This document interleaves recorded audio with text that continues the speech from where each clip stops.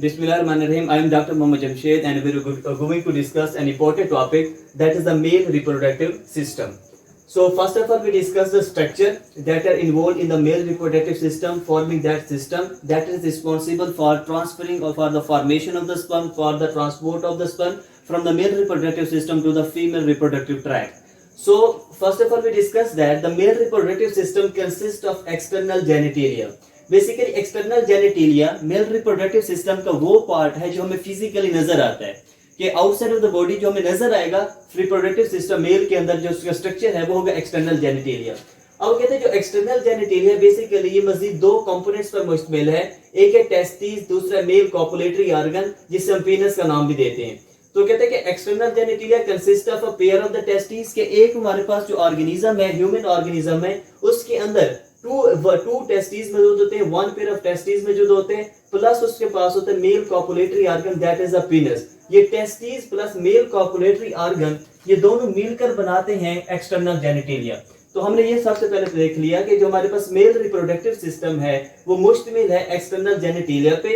External genitalia मुश्तमिल है pair of testis और मेल कॉपुलेटरी ऑर्गन पे। अब बात करते हैं टेस्टिस की। वो कहते हैं टेस्टिस बेसिकली वो हिस्सा है that are located outside of the abdominal cavity. कि टेस्टिस कहाँ मौजूद है?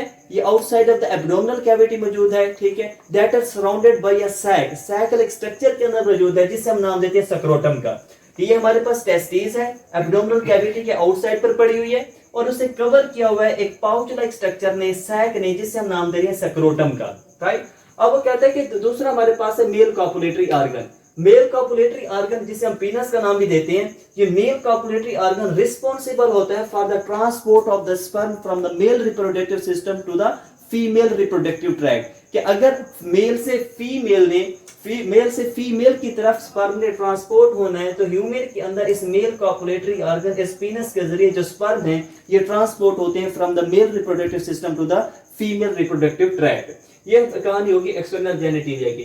नंबर 2 जो इंपॉर्टेंट बात है वो कहते हैं testis outside of the abdominal cavity क्यों पड़े हुए हैं? वो कहते हैं outside of the abdominal cavity testis इसलिए लाई करते हैं क्योंकि हमारे जो कोर टेम्परेचर है बॉडी का, कोर टेम्परेचर वो है 37 degree centigrade. So we know that 37 degree centigrade is the core temperature of the human body. But वो कहते हैं for the spermatogenesis, जो spermatogenesis के लिए टेम्परेचर रिक्वायर्ड है it must be 2 से लेकर 2.5 सेंटीमीटर लोअर। स्पर्मेटोजेनेसिस कराने के लिए जो हमारे पास टेम्परेचर रिक्वायर्ड है वो कहते हैं 2 से लेकर 2.5 सेंटीमीटर लोअर होना चाहिए। किससे? 37 डिग्री सेंटीग्रेड से।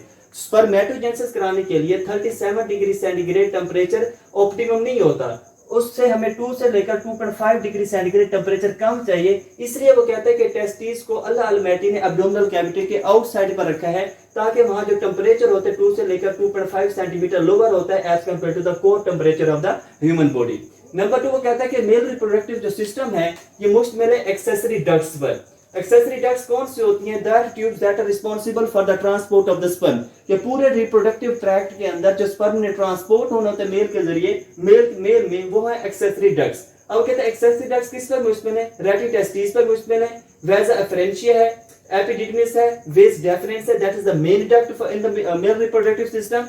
नंबर 5 है इजैकुलेटरी डक्ट और लास्ट में हमारे पास है यूरिनोजेनिटल डक्ट। हम जब मजीद इसका स्ट्रक्चर डिस्कस करेंगे तो इन तमाम एक्सेसरी डक्ट्स को ब्रीफली एक्सप्लेन करेंगे कि रेटिटेस्टिस क्या है, वेसा एफरेंशिया क्या है, एपिडिडमिस क्या है, वेस डेफरेंस क्या है, इजैकुलेटरी डक्ट क्या है, यूरिनोजेनिटल डक्ट क्या है। इसके बाद हमारे पास है एक्सेसरी ग्लैंड्स। अब वो कहता है एक्सेसरी ग्लैंड्स बेसिकली क्या करते हैं? सेक्रेशन प्रोड्यूस करते हैं, सीमन की कंपोजिशन को में कंट्रीब्यूट करते हैं। ये जो एक्सेसरी ग्लैंड्स हैं जो मेल रिप्रोडक्टिव सिस्टम के अंदर मौजूद है ये 3 तरह के। एक हमारे पास सेमिनल वेसिकल, नंबर 2 हमारे पास है प्रोस्टेट ग्लैंड, नंबर 3 हमारे पास बल्बो यूरिथ्रल ग्लैंड। इसे भी हम मजीद डिस्कस करेंगे आगे कि ये किस तरह सेक्रेशन, कौन सी सेक्रेशन को प्रोड्यूस कर रहे हैं और किस तरह सीमन की कंपोजिशन में कंट्रीब्यूट कर रहे हैं, राइट। अब देख लेते हैं हम इसके स्ट्रक्चर को। तो हमने सबसे पहले बात की थी कि हमारे पास जो मेल रिप्रोडक्टिव सिस्टम है उसमें एक्सटर्नल जेनिटेलिया है। अब हमने कहा था external genitalia that are the penis and the testis, ये पे क्या होते हैं? Outside of the abdominal cavity होते हैं। अब ये हमारे पास टेस्टिस है that are covered with the scrotum. अब इस टेस्टिस के बाद हमारे पास स्टार्ट हो जाता है एक्सेसरी डक्ट्स। एक्सेसरी डक्ट्स क्या है? ये हमारे पास वेस डेफरेंस है, वेस डेफरेंस आगे जाकर बनाती है ejaculatory duct. Ejaculatory duct urinary bladder में से आने वाले यूरेटर से जब कंबाइन होती है तो ये बनाती है हमारे पास यूरिनोजेनिटल डक्ट, यूरिनोजेनिटल डक्ट आके ओपन होती है पीनस के अंदर और यहाँ से इजैकुलेशन का प्रोसेस कंप्लीट होता है। तो अब हम अगर मजीद डिस्कस करते हैं कि बेसिकली टेस्टिस का स्ट्रक्चर क्या है और आगे हमारे पास जो सारा कंपोनेंट्स हैं एसेंसरी डक्ट्स और एक्सेसरी ग्लैंड्स वगैरह वो किस तरह पड़े हुए बॉडी के अंदर। तो सबसे पहले हम डिस्कस करते हैं टेस्टिस को। वो कहते हैं जो टेस्टिस है इसमें बेसिकली एक इंपोर्टेंट प्रोसेस हो रहा है, एक इंपोर्टेंट फिनोमेना हो रहा है जिसे हम नाम देते हैं स्पर्मेटोजेनेसिस का। स्पर्मेटोजेनेसिस का क्या मतलब है? प्रोडक्शन ऑफ द स्पर्म, के मेल के अंदर स्पर्म का प्रोसेस कहां हो रहा है? टेस्टिस के अंदर हो रहा है। वो कहते हैं कि बेसिकली टेस्टिस को अगर हम इंटरनल स्ट्रक्चर देखें से कट करें तो हमें कुछ इस तरह का स्ट्रक्चर नजर आता है कि टेस्टिस के अंदर बहुत सारी छोटी छोटी ट्यूब्स पड़ी हुई हैं, कन्वोल्यूटेड ट्यूब्यूल्स पड़ी हुई हैं जिसे हम नाम दे रहे हैं टेस्टिकल लोब्यूल्स का। ये जो आपको कंपार्टमेंट्स नजर आ रहे हैं, कुछ लोब्यूल्स नजर आ रहे हैं, इन्हें हम नाम देते हैं टेस्टिकल लोब्यूल्स का। और ये टेस्टिस के अंदर about 250 testicular lobules are present in each testis, के हर टेस्टिस के अंदर अगर हमारे पास एक टेस्टी है तो उसमें टेस्टिकुलर लोब्यूल्स की जो तादाद होती है, नंबर होती है, वो है 250। अब कहते हैं टेस्टिकुलर लोब्यूल्स के अंदर एक हाईली कॉम्प्लेक्स कन्वोल्यूटेड डक्ट का सिस्टम मौजूद है जिसे हम नाम देते हैं सेमिनेफ्रस ट्यूब्यूल्स का। ये जो रेड कलर के आपको कन्वोल्यूटेड ट्यूब्यूल्स नजर आ रही हैं, डक्ट सिस्टम नजर आ रहा है एक टेस्टिकुलर लोब्यूल के अंदर, इसे हम नाम दे रहे हैं सेमिनेफ्रस ट्यूब्यूल्स का। और उसका जो नंबर है वो 1 2 3, मतलब कि हर टेस्टिकुलर लोब्यूल के अंदर जो सेमिनेफ्रस ट्यूब्यूल्स हो सकती हैं उनकी तादाद है 1 से 3, और एक टेस्टिस के अंदर जो टेस्टिकुलर लोब्यूल्स की तादाद है वो 250। तो अगर हम सेमिनेफ्रस ट्यूब्यूल्स की तादाद मालूम करना चाहते हैं एक टेस्टिस के अंदर तो किस तरह करेंगे? अगर हम 250 को 3 से मल्टीप्लाई कर देंगे तो हमें पता लग जाएगा कि एक टेस्टिस के अंदर सेमिनेफ्रस ट्यूब्यूल्स की तादाद कितनी है। Right, so this is the internal structure of the testis. ये हमें फिजिकली नजर आता है, जब इसे कट करते हैं तो ये स्ट्रक्चर हमें अपेयर होता है। अब हमें पता है कि हमारे पास सेमिनेफ्रस ट्यूब्यूल्स क्या है। Basically it is a functional unit है for the spermatogenesis in the testis, के टेस्टिस के अंदर जो स्पर्मेटोजेनेसिस का प्रोसेस हो रहा है बेसिकली सेमिनेफ्रस ट्यूब्यूल्स के अंदर है। सेमिनेफ्रस ट्यूब्यूल्स के अंदर स्पर्म प्रोड्यूस हो रहे हैं और आगे ये ट्रांसपोर्ट होते हैं। वो कहते हैं ये हमारे पास टेस्टिकुलर लोब्यूल है, टेस्टिकुलर लोब्यूल के बाद सेमिनेफ्रस ट्यूब्यूल्स इसके अंदर पड़ी हुई हैं। सेमिनेफ्रस ट्यूब्यूल्स क्या करती हैं? स्पर्म्स को प्रोड्यूस करती हैं। जब स्पर्म्स प्रोड्यूस हो जाते हैं तो वो कहता है कि ये एक अलग ट्यूब के अंदर चले जाते हैं, ठीक है, एक अलग एक्सेसरी डक्ट के अंदर चले जाते हैं जिसे हम नाम देते हैं रेटिटेस्टिस का।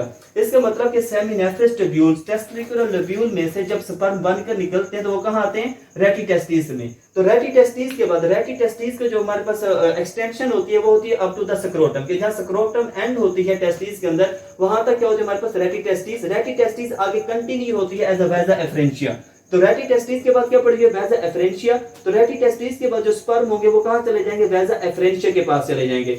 अब वेजा एफरेंशिया के बाद क्या होगा? बेसिकली वो कहते हैं जब स्पर्म पहुंच जाते हैं तो वेजा एफरेंशिया आगे कंटिन्यू होती है एक कन्वोल्यूटेड ट्यूब्यूल्स की फॉर्म में जिसे हम नाम देते हैं एपिडेर्मिस। तो epididymis is a highly convoluted tubule that is a continuation of the vasa efferentia. तो स्पर्म की वेजा एफरेंशिया से कहां चले जाते हैं? एपिडेर्मिस में। और ये एपिडेर्मिस ही वो पॉइंट है जहां बेसिकली क्या होता है? स्पर्म की मैच्योरेशन होती है जिसे हम कह सकते हैं कि जो हमारे पास क्रोमाटिड है वो कन्वर्ट होते हैं इनटू द स्पर्म।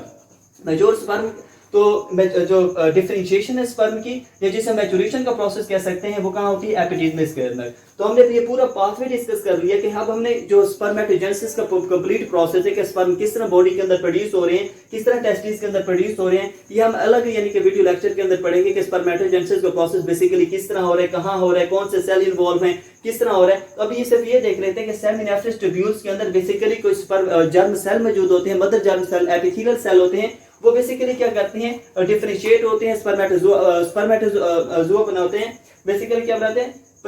स्पर्मेटोजोआ बनाते हैं, वो प्राइमरी स्पर्मेटोसाइट बनाते हैं, प्राइमरी स्पर्मेटोसाइट से सेकेंडरी स्पर्मेट और अल्टीमेटली बन जाते हैं स्पर्मेटेड बनाते हैं स्पर्म। तो हमने ये जो स्पर्मेटोजेनेसिस का प्रोसेस है हमने अलग वीडियो लेक्चर के अंदर डिस्कस करना है। तो अभी हम सिर्फ ये देख लेते हैं कि स्पर्म की ट्रांसपोर्ट किस तरह हो रही है। सेमिनेफ्रस ट्यूब्यूल में स्पर्म बनने, इसके बाद किसमें? रेटिटेस्टिस के बाद कहां है? वेजा एफरेंशिया के बाद है एपिडेर्मिस, और एपिडेर्मिस के बाद वो स्टार्ट होती है जो मेन डक्ट थी मेल रिप्रोडक्टिव सिस्टम की जिसे हम वेज डेफरेंस का नाम देते हैं। तो ये हमारे पास क्या है? ये टेस्टिस है। टेस्टिस में के बाहर एक एपिडेर्मिस पड़ी हुई है, कन्वोल्यूटेड ट्यूब्यूल पड़ी हुई है जो कि कंटिन्यू हो रही है किस फॉर्म में? वेज डेफरेंस की फॉर्म के अंदर। So that is the transport of the sperm into the testis and to the from the testis to the vas deferens, that is the main sperm duct of the male reproductive system.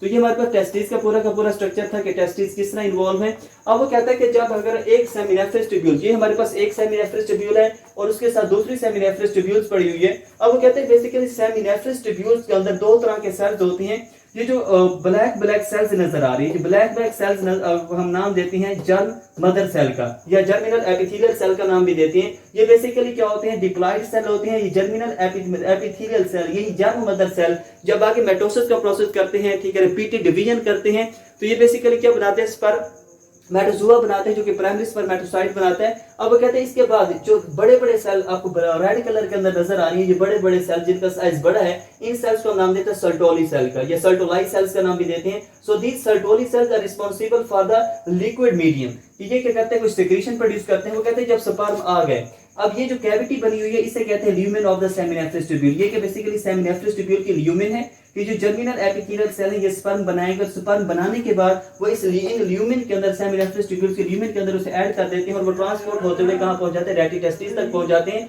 वो कहते हैं Sertoli cells क्या करते हैं कि liquid medium provide करता है, protection provide करता है, और साथ साथ वो कहते हैं जब स्पर्म टेस्टिस के अंदर मौजूद होते हैं, इन लिब्यूल्स के अंदर मौजूद होते हैं, सेमिनेफ्रस ट्यूब्यूल्स के अंदर, तो उस वक्त वो कहते हैं उनकी जो नरिशमेंट होती है, जो उनके न्यूट्रिशन प्रोवाइड की जाती है, वो सर्टोली सेल्स प्रोवाइड करते हैं लिक्विड मीडियम के अंदर। तो this is the importance of the Sertoli cell कि ये क्या कर रहे हैं, लिक्विड मीडियम प्रोवाइड कर रहे हैं, प्रोटेक्शन दे रहे हैं और साथ साथ नरिशमेंट दे रहे हैं स्पर्म को, जब वो कहां मौजूद होते हैं, सेमिनेफ्रस ट्यूब्यूल्स के अंदर मौजूद होते हैं। आगे हम मजीद पढ़ेंगे कि इस जो मेन हमारे पास जब डक्ट में से ट्रांसपोर्ट हो रहे होते हैं, तो मेन हमारे पास जो न्यूट्रिशन का होता है वो हमारे पास सेमिनल वेसिकल जो ग्लैंड है वो प्रोवाइड कर रहा होता है फ्रक्टोज की फॉर्म के अंदर। लेकिन जो इंपोर्टेंट एमसीक्यूज है कि जब स्पर्म सेमिनेफ्रस ट्यूब्यूल्स के अंदर मौजूद होते हैं टेस्टिस, तो उसको जो नरिशमेंट मिल रही होती है वो बेसिकली सर्टोली सेल या सर्टोलाई सेल्स प्रोवाइड कर रहे होते हैं। So this is the internal structure of the seminiferous tubules. अब कहते हैं दो सेमिनेफ्रस ट्यूब्यूल्स के दरमियान भी कुछ सेल्स पड़े हुए होते हैं, उन्हें हम नाम देते हैं इंटरस्टिशियल सेल्स का या लैडिंग सेल्स का नाम देते हैं। सो अब between the two seminiferous tubules are some special cells that are called the interstitial cell और द लैडिंग सेल। अब ये क्या करते हैं, बेसिकली इंटरस्टिशियल सेल या लैडिंग सेल्स एक खास किस्म का हार्मोन प्रोड्यूस करते हैं जिसे नाम देते हैं टेस्टोस्टेरोन का। टेस्टोस्टेरोन बेसिकली क्या है, मेल हार्मोन है। ये बेसिकली अगर प्रोड्यूस नहीं होता तो स्पर्मेटोजेनेसिस